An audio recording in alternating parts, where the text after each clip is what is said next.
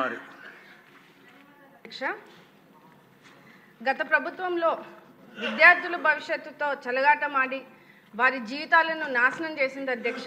నాడు నేడు కార్యక్రమం అని చెప్పి స్కూల్స్ కోసం కోట్లాది రూపాయలు ఖర్చు పెట్టామని చెప్పి ఏ పనులు కూడా పూర్తి చేయకుండా మధ్యలో వదిలేశారు అధ్యక్ష.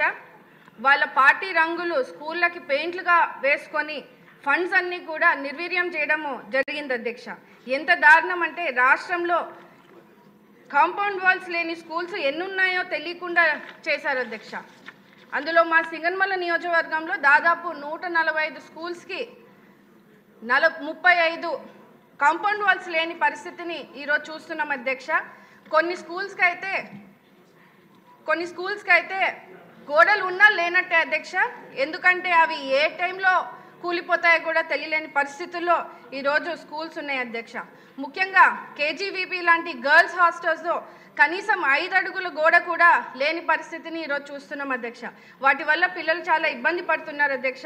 ఈ గోడలు సరిగ్గా లేకపోవడం వల్ల ఆకతాయిల ఇల్లీగల్ యాక్టివిటీస్కి అడ్డాగా మారుతుంది అధ్యక్ష. స్కూల్ ప్రెమైసెస్లోనే మద్యం సేవించడాలు, జూదం ఆడాలు, ఇలా పిల్లలకి సేఫ్టీ లేకుండా పోయింది అధ్యక్ష. కాంపౌండ్ వాల్స్ లేకపోవడం వల్ల చుట్టుపక్కల తిరుగుతున్నటువంటి పశువులు కానీ, పందులు కానీ, కుక్కలు కానీ స్కూల్లో ప్రవేశిస్తున్నాయి అధ్యక్ష. దీనివల్ల పిల్లలు భయభ్రాంతులకు గురవుతున్నారు అధ్యక్ష. అంతేకాకుండా రోడ్డు మీద పారుతున్నటువంటి వర్షపు నీళ్లు, డ్రైనేజ్ వాటర్ ఇవన్నీ కూడా స్కూల్లోకి రావడం వల్ల పిల్లల ఆరోగ్య పరిస్థితి కూడా దారుణంగా మారింది అధ్యక్ష. ఫైనల్లీ రాష్ట్ర వ్యాప్తంగా కూడా ఉన్నటువంటి గవర్నమెంట్ స్కూల్స్లో కాంపౌండ్ వాల్స్తో పాటు quality education, drinking water, toilets, security purpose కోసం సీసీ కెమెరాస్, అలాగే సోలార్ ఫెన్సింగ్లు ఏర్పాటు చేయగలిగితే మీ ద్వారా మంత్రివర్యులకి కోరుతున్నాను అధ్యక్ష.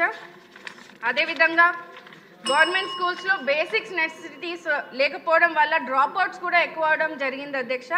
దేశ చరిత్రలోనే మొట్టమొదటిసారిగా భారీగా మనకి మెగా పేరెంట్ టీచర్ మీటింగ్ పెట్టి విద్యార్థుల తల్లిదండ్రుల ద్వారా సమస్యలు తెలుసుకునేందుకు కృషి చేస్తున్నటువంటి మన ముఖ్యమంత్రి వర్యులు నారా చంద్రబాబు నాయుడు గారికి, అలాగే మన లోకేష్ అన్న గారికి అభినందనలు మీ ద్వారా తెలియజేస్తూ రాష్ట్ర వ్యాప్తంగా ఉన్నటువంటి ఈ కాంపౌండ్ వాల్స్ ఇబ్బంది లేకుండా సదుపైన సౌకర్యాలు అందించాలని కోరుతున్నాను అధ్యక్ష.